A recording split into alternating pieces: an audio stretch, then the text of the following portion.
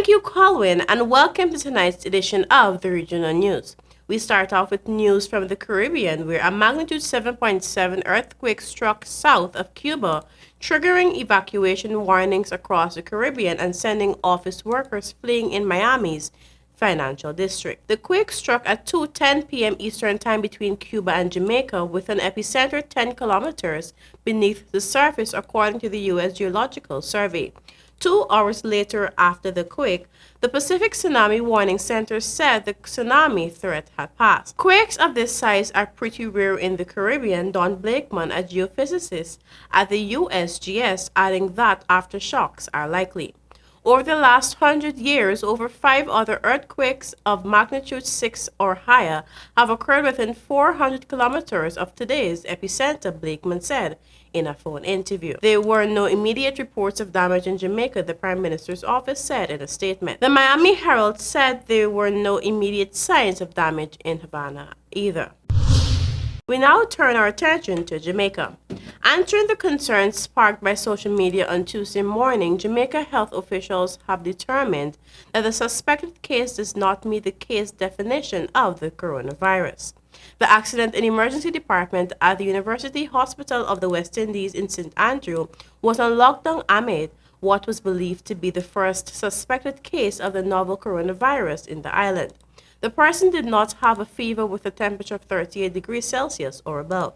The travel history was to China, but officials said that the patient visited an area where the virus was not in circulation. The patient's incubation period for the virus also is set to be just outside of the period for consideration, with the coronavirus being 2 to 10 days, but may exceed to 14 days. The unnamed patient traveled to China on the 7th of January 2020. They then left China on the 13th of January and returned to Jamaica on the 14th of January. Tuesday would make day 15 after the patient would have left China. Dr. Carl Bruce, medical chief of staff at the UE Hospital, indicated that because the patient had a history of traveling to Asia, to China specifically, the team, rightfully so, considered whether or not one of the differential diagnoses should be considered. Minister of Health and Wellness Dr. Christopher Tufton backed the hospital's handling of the case, stating that we take the issue very seriously. The emergency press conference was held because of rising panic on the island due to word being spread about the possibility of the deadly virus's appearance on the island. There are 4,593 confirmed cases of the novel coronavirus globally. China has confirmed 4,537 confirmed, with 6,973 suspected. 976 are said to be severe, with 106 deaths.